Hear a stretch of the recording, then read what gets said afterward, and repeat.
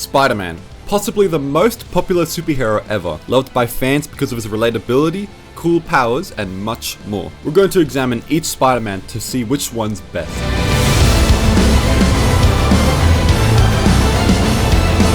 The answer is Spider-Verse. You can click off the video now, I think most people will agree. Just to make this video more interesting, I want to find the second best Spider-Man adaptation. Now, there is always a comparison between the 3 live-action franchises. However, due to the recent addition of Spider-Man 2 on the PS5, I thought it'd be suitable to include the PlayStation version as well. If you've seen my Batman video, the rules are the same. We will be going through 9 categories, ranking each one of them from worst to best. And by the end, there will be a final score for each Spider-Man in order to find out which Spider-Man adaptation is the best out of these 4 candidates. So, with that being said, let's start with the most important aspect of a Spider-Man adaptation. How good are the protagonists? Now, Peter Parker is just as important as Spider-Man, so I've decided to talk about both in separate categories, starting with Spider-Man. The original trilogy deserves a lot of credit for building a solid foundation for future Spider-Man stories. We get to see him figure out his powers and learn what to do with them. We literally watch him use his powers to earn some money, which is a pretty shitty thing to do. That's a cute outfit. Did your husband give it to you? The fuck you say to me, you little But over the course of the first film, he learns to become a hero. He learns to use his powers for good. However, Maguire falls short here as his Spider-Man doesn't develop much in the second or third film. Also, for some reason, Spider-Man just isn't very funny in these movies. These films are at their funniest when you're laughing at the films rather than with it. Speaking of humor, it's very important to balance it with how heroic Spider-Man is. Tobey Maguire has a big fat check when it comes to being heroic, particularly in the train scene, which is one of the best Spider-Man sequences to date. Now, the other 3 are all pretty funny in my opinion, especially Andrew Garfield's Spider-Man. These movies are at their best when Spider-Man is on screen. He is a lot of fun. Alright, so you don't want to talk? There you go. Whilst he gets carried away sometimes, his banter is great. He's also heroic as he finally learns to use his powers for good when he saves people in a car, rather than using it for vengeance. It's a good little character arc. The PlayStation games have 2 Spider-Man, Parker and Miles Morales, both of whom hold their own weight. Some people would argue that the PlayStation games have an advantage in this category because there's twice as many Spider-Man. However, making them both well written isn't an easy task, so they deserve a lot of credit for making each Spider-Man interesting. In terms of how bad everything gets, these Spider-Man go through the most, with many near-death experiences and losing important friendships, making their return to action more rewarding than the others. Peter Parker's Spider-Man serves as a great role model not only for Miles Morales but for the audience as well. Also, when it comes to becoming Spider-Man, Miles Morales in these games has the best arc. Now comes Tom Holland's Spider-Man. Oh yeah, this goes for all categories, but I'll only be counting the trilogy.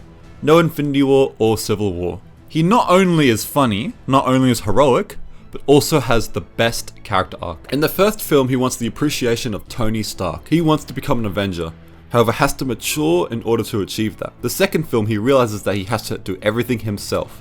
Iron Man isn't there to protect him anymore. He has to learn to be responsible and take accountability. And in the third film, he's very selfish and causes a lot of shit to happen in order to hide his secret identity. It was close between Holland and Garfield, however I gave the slight edge to Holland, leaving PlayStation in third and Maguire in fourth. Now, Peter Parker, and Miles Morales, is one of the most important secret identities of any superhero as it makes Spider-Man one of the most relatable characters. So getting him right is crucial. Now, there are many adaptations of Peter Parker, however the one that works the best in my opinion is making him a fat dork and nerd. Tobey Maguire plays a dork better than anyone else. He's a fucking loser, but has a huge heart. This is who Peter Parker should be. He's so nice that he saves a kid in the fire even though his powers aren't working. That's just beautiful. Whilst he is relatable, the PlayStation adaptation makes him even more relatable as we see just how time-consuming it is to be Spider-Man, both for Peter and Miles. Peter struggles to make time for MJ in his job, and Miles can barely keep up with school and his family. I honestly thought I would rather swing around the city rather than listen to these 2 characters, but their problems feel so real that I look forward to seeing how their stories unfold. Holland pursuing his love to become an Avenger clashes with his personal life. However, we don't really see him as Peter Parker after that first film, which says a lot about how time-consuming it is to be Spider-Man. However, I'd still like to see Peter Parker a bit more. And then comes Andrew Garfield, which has a lot of split opinions. A lot of people prefer the skater cool guy who rizzes up the hot chick and isn't even bullied very often. But that kind of makes him feel less of an underdog and also makes him a little less relatable. So taking everything into account, I gave a slight edge to PlayStation Spider-Man, followed by Maguire, Holland, then Garfield. The story is the most important aspect of a film. Sometimes a movie can be carried by its action and characters, However, a film and video game campaign relies on its story to fully engage the audience. Now, when Tobey Maguire's Spider-Man films were released, not everyone knew his origin story, so the first film does a great job of showing what happens. I really appreciate it when a new adaptation of character skips the origin story, as it's very tedious to relearn it. It's like the beginning of every Pokemon game where you have to go through school, even though I've played the game like 100 times. But sadly, the Andrew Garfield movies didn't. Is this personal? Maybe. But I still feel like this should be taken into consideration. The best way to do it that I've seen is actually in Batman v Superman. As the credits roll in the beginning of the film, we see how Bruce lost his parents for the first time. It's quick and easy for the audience who already know, and even better for people who didn't. Back to Andrew Garfield though, I like how they include Gwen's dad in these stories. A lot more tension is added, as him getting injured would likely fuck up their relationship.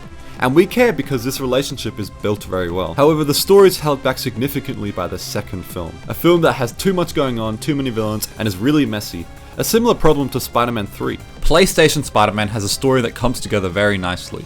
Miles' story packs a punch emotionally, both due to the tragic passing of his father and his struggle to move on from it when everything is against him. Peter has a lot more drama for the city and has higher expectations than Miles, allowing players to enjoy a Spider-Man story in both a small and large scale. However, Tom Holland definitely has the most interesting stories. A huge reason for this are the genuinely shocking twists. Homecoming revealing that Vulture is the girl's dad, and of course Far From Home has a really cool twist about Mysterio using holograms. I also really like how the scale of each film increases exponentially, showing that Spider-Man has grown to be able to take on tougher assignments. This leaves PlayStation in second, Maguire in third, and Garfield in fourth. Similarly to the Batman video games have a fat advantage when it comes to the action, but wow, is the combat system in PlayStation so much fun. Even better than the Arkham games in my opinion. Unlocking attacks and stealth moves as the game progresses is hella fun, and each Spider-Man feels different from each other, so it definitely takes first place. As for the other three, we have to consider the release date of each adaptation, as it makes sense that Tom Holland's action may look cooler than Tobey Maguire's because the films are 20 years apart. However, action isn't just about how cool it looks. What are the implications of each fight, and does it serve the story? Spider-Man 3 has a fight scene in the very beginning of the film, so immediately audiences won't think anything bad will happen to Spider-Man because the film just started. However, his health isn't at risk, it's the ring, creating higher tension within the fight. Although Harry losing his memories at the end of the fight is really stupid though. The action in that train scene is also very, very memorable. Tom Holland's action scenes are a lot better shot and have better visual effects than the original trilogy, often making jokes when the opponent isn't very strong but takes himself more seriously when facing a tougher opponent. However, it runs into a problem that a lot of recent Marvel films have, is that there is a lot of action for almost no reason. Like, they don't fight to serve the story, rather they do it to please the fans. Now, don't get me wrong, I enjoy watching Iron Giant take on Mechagodzilla, but I also like action that serves the story. The third film in particular has this problem, as that film was made more for the fans rather than for making a good movie. For me personally though, is it too much to ask for both? And now we have the Amazing Spider-Man films, which kinda has mid-action. I really like how he fights a lizard at the school though, which makes it harder to hide his secret identity, and also because Stan Lee has a good cameo. The biggest problem this film has with its action is that Spider-Man really doesn't save as many people as he could. He'd rather fuck around letting Rhino crash cars and finding a fire hat than immediately stopping the criminals. This is disgusting. This is awful in every way. That leaves Garfield in last place, Holland gets 2 points, Maguire gets 3, and PlayStation is the clear winner with 4 points. Okay, so I have a little issue here. For my Batman video, I gave Arkham City first in action because I knew it would have a disadvantage for cinematography. However, the PlayStation Spider-Man looks so incredible that I can't realistically say it goes last, because it's just not, it looks too beautiful. So I might just have to suck it up and not give a disadvantage to PlayStation Spider-Man. In terms of graphics, it really is a beautiful game to look at. The character models are some of the best in this list, especially when compared to one another. The first Spider-Man film has so many errors and a lot of it kinda looks bad. But that's also because the movie released in 2001. However, from then on, the effects look great even for today's standards and has got quite a vibrant feel to it. Okay, now this is very personal, but I really don't like the direction of these movies. I'm right here. It also has screaming women all the time.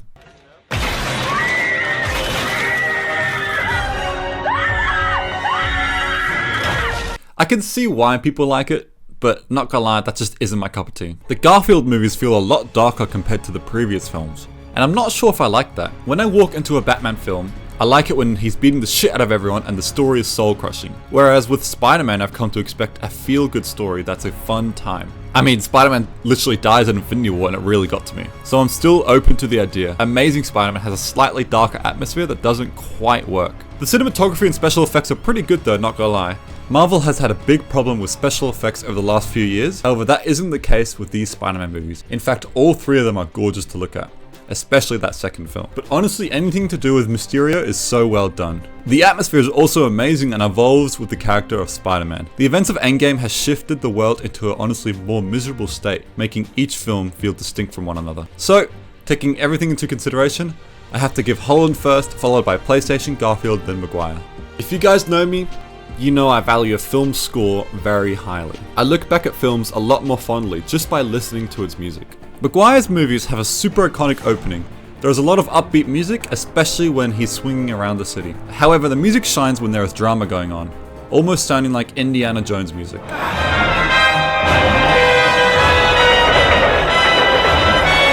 Spider-Man PlayStation has excellent music everywhere. The web slinging is awesome because of its mechanics, but also because of the score. When there are fight scenes, the music is incredible, but I absolutely adore when a villain has its own score. Kraven the Hunter becomes a lot more intimidating due to this score.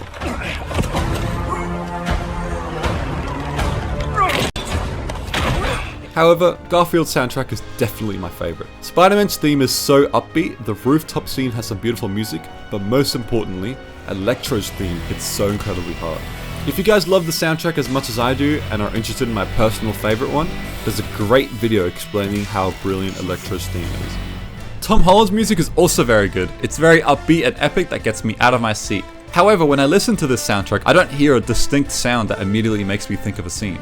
Whereas the other three have at least one theme that is immediately recognisable. That places Holland at last, along with Maguire in third, and PlayStation right behind Garfield. Now comes the tone and comedy of each adaptation. Whilst I actually think Andrew Garfield's Spider-Man is the funniest of them all, he's the only one that's funny, and even when he's Peter Parker, he's not super entertaining. Now, the Marvel jokes are pretty shit. They aren't as noticeable in these movies. A massive problem with Marvel films is that most of the big fights at the end have shitty jokes in between the chaos. If the characters aren't taking the villain seriously, then why should the audience? Now this works in the case of the Spot in the Spider-Verse because he isn't very strong. The movie wants us to take him as a joke. This makes his rise in power all the more powerful. We shouldn't have underestimated this guy. However, thankfully this isn't a big problem for Tom Holland's trilogy, except the third film, as they balance comedy and tone shifts very well, particularly in that first film. That film feels like a high school drama throughout the majority of the film. However, Spider-Man develops over the course of that film until that scene where he must break out of the rubble, which is a moment the film built up to, making that tonal shift feel realistic. The next two films have a lot of heavy topics and themes that unexpectedly work well whenever Spider-Man feels down, therefore increasing the stakes of each fight. However, the films are still a good time because the comedy is pretty fun. Maguire's Spider-Man does lack comedy, however the films themselves don't because of J. Jonah Jameson. Also, Spider-Man 3 is so fucking funny. It's the perfect good, bad film. I'm honestly not sure how to rank the comedy because on one hand the film's funny because there is great dialogue, and on the other hand it's funny because of how bad the writing is. However, the tone of the trilogy vary a lot depending on the film. The second one hits harder because of the train sequence and Peter's guilt of his uncle and Harry's dad, whereas the other two lean more heavily towards the comedy. Although for me, Sandman's backstory had me emotionally invested in him more than the other villains in the trilogy, especially because of this beautiful scene. Whilst PlayStation Spider-Man has a little worse comedy than Holland, its tonal shifts and emotional beats hit very hard, especially for Miles Morales. His depiction of vengeance for his father is portrayed excellently. Despite his rage, he still manages to hold himself together, even if it is his weakness. Similar to Batman and his parents, Spider-Man even dies at one point in the story. However, his revival from Venom was predictable and his story isn't as emotional as Miles's. Hence why he falls short of first place behind Holland and is just ahead of Maguire and Garfield. Now, the supporting cast turned out to be the toughest selection to make. You could put this in literally any order and I'd hear it. Garfield has the best love interest. The other two are pretty good, not this one, but their on-screen chemistry was mesmerizing. This is also how I feel Aunt May should be, which is wise and genuinely concerned for Peter. Even Flash Thompson is good, as he's a piece of shit, however shows that he cares about Peter when he lost his uncle, showing maturity. The only thing holding this back is Peter Parker's parents. They have so much fucking screen time and I couldn't care less about them. If they had replaced his parents' screen time with like a best friend, then Garfield probably would have taken the top spot. Tom Holland's supporting cast is honestly better than I remember. MJ is quite smart and the funniest out of the four. Ned is also hilarious. I would totally kiss you, but I think I just threw up in my mouth a little. I might have a mint. And Iron Man is his father figure in these movies. Their on-screen chemistry are great, and his absence is felt significantly. I meant that in just Spider-Man movies, but in reality it's all the Marvel movies. Out of these adaptations, the best mom and aunt is definitely Rio Morales. She always makes sure he's on track for school and even has flaws herself. MJ is also great in these games. She's a lot more capable and smarter, and making her a reporter really suits her a lot more than actress or high school girl. J. Jonah Jameson is also great in these games, but falls short to the best character out of all of these adaptations. His lines still make me laugh almost every time. Mary Jane is definitely the worst love interest out of the three though. She's pretty good in the first film, but then decides to manipulate him and everything. Harry Osborn is pretty good, but has a bit too much hate towards Spider-Man. And then he loses his memory in the third film, which is so dumb. So yeah, it sadly gets last place. Holland gets first, just in front of Garfield and PlayStation. We've now made it to the final category. We see a clear gap between the two best adaptations and the two still good but not amazing films. In order to determine where each adaptation ends up, we have one final category, the villains. Now, a lot of these adaptations have the same villains but may be very different from one another. Take Green Goblin. Introduced very early on in the first film and convincingly becomes the antagonist of the film. Compare that to the Green Goblin in The Amazing Spider-Man, who first of all looks like shit, but it appears literally within the last 10 minutes of the film and dies straight away, right after Electro died as well, who's also a bad villain. The Croc is pretty decent, even though he looks like shit compared to the PlayStation version. Garfield definitely takes last place here. Speaking of PlayStation, it has my favorite villain out of every single Spider-Man adaptation, including Spider-Verse, and that is Kraven the Hunter. For some reason, every villain ever teams up with one another, and I think it's way cooler if they're against each other. In the case of Kraven though, he's so fucking strong that he decides to hunt the Sinister Six just in order to find stronger prey. He's like Boros from One Punch Man. We must also consider the other villains. Most of them are really fucking cool and are super threatening. Martin Lee has complex motivations whose actions have serious implications against Miles.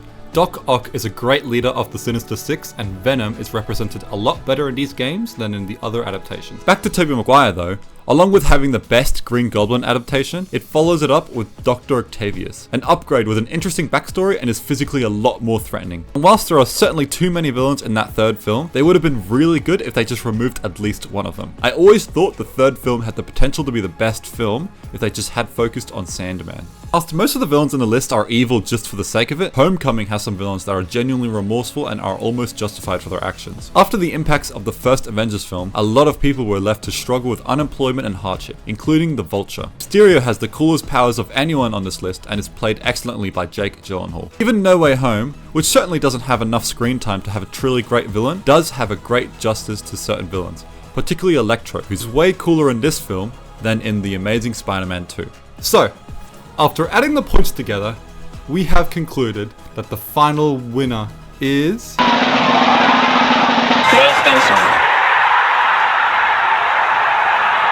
It has the best villains in my opinion, narrowly edging out Maguire, with Holland in third and Garfield in fourth.